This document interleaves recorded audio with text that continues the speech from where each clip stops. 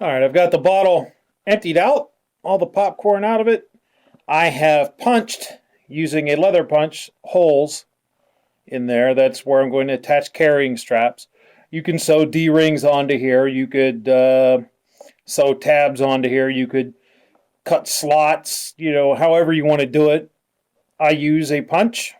Um, I couldn't find my punch of the right size, so I used a drill bit to drill the hole for the retaining thong for the stopper. And speaking of the stopper, I carved my stopper out of a piece of cherry. I used a knife to do it. You can, any way that you have to shape wood, you can use. You can use a lathe, belt sander. Usually I'll use a belt sander, but with this project, I felt that I wanted to go ahead and carve it. So I used, matter of fact, I used this knife right here that some of you may recognize from my posts on the Pathfinder School Learning Center. I recently finished this knife and decided to give it a try, and holy cow, this thing is just absolutely razor sharp. Good knife for it.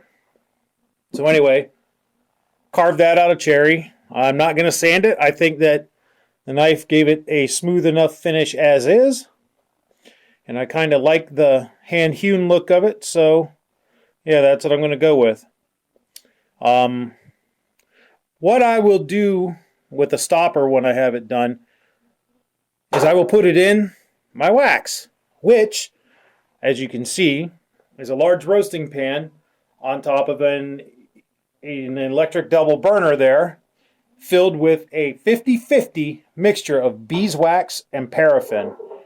I like to use the two of those together because beeswax, really 100% beeswax would be the best, but it's not cheap. So I stretch it out with paraffin.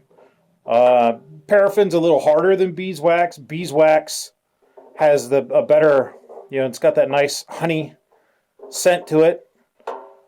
So I think this gives a good balance. So I'll make sure I get this nice and saturated so that it'll seal. I do it for two reasons. Three reasons. One, it looks good.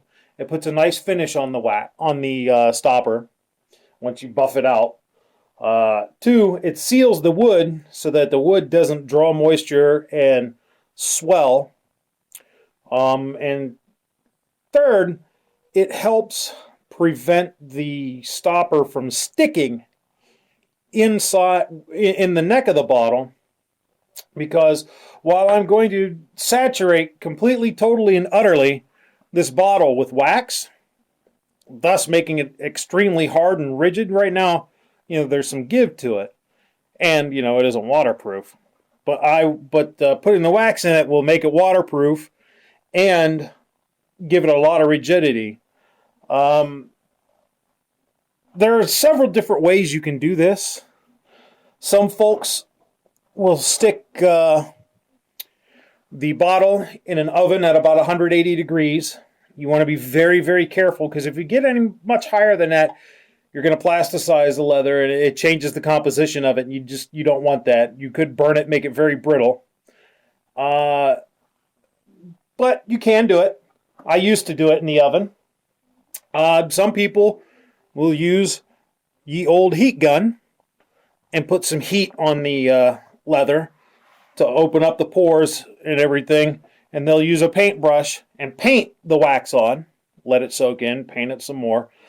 I've found that I get pretty good results if I'm very careful about the temperature of the wax. I don't get the wax too hot, because if you get the wax too hot and you use the method I'm about to do, you'll burn the leather and it'll all shrivel up and be no good for you. So what I do is I'll get it nice and hot. I'll just go ahead and put the bottle in the wax. Be very careful. I wouldn't do this with flame. If I had a gas stove, I would use a double boiler to melt my wax. But with an electric one, I'm not too worried about it. So you want to make sure you get wax all over it. What the wax will do if you have dyed your leather before this point, is when it goes and permeates the leather, it'll turn it darker. So I generally don't bother dyeing the leather unless I'm dyeing it black, because it's going to be a dark brownish, blackish color anyway, regardless of what color you try to dye it. So I try to make sure I get some wax in the neck there. I don't know that you can see that, because I want to make sure I get wax inside and swish it around, paying really close attention to the seams, because I want to make sure I get wax all through this thing. So I'll swish it all the way around inside.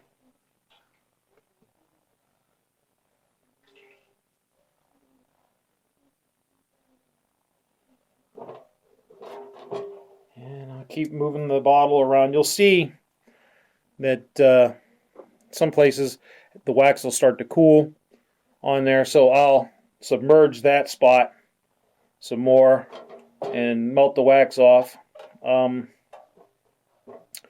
Later, after I have this completely saturated with the wax, I'll run the heat gun over it just to make sure that the surface is even. There are no mottled spots like this. I'm going to try my best to get those out of there before I even before I stop doing that and get to the point where I'm going to heat gun it. And if your wax isn't deep enough, you carefully tilt your roaster until you can get a pool of wax that's deep enough to get where you need to get.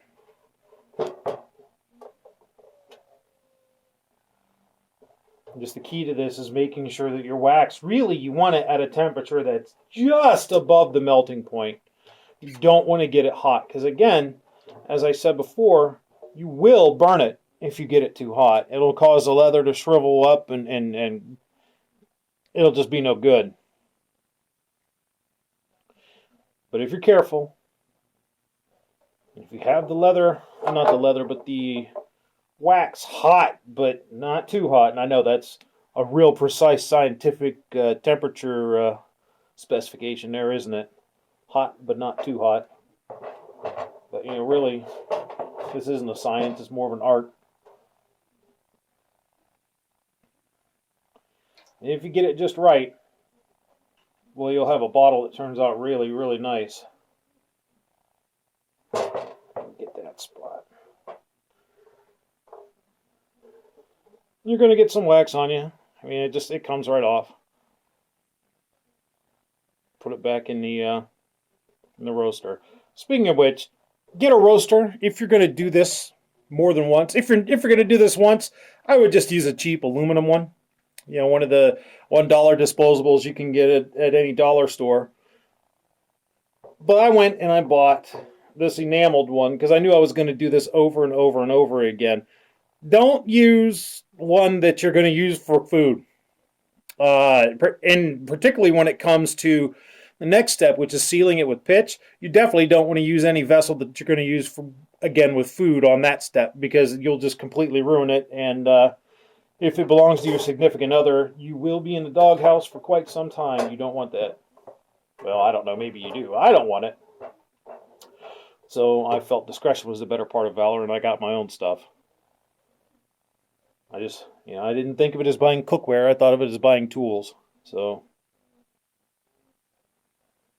all right. So there we go. I'm going to take this out of here, run the heat gun on it to get the finish evened up, and rub it down with a cloth. And then I'll get back to you.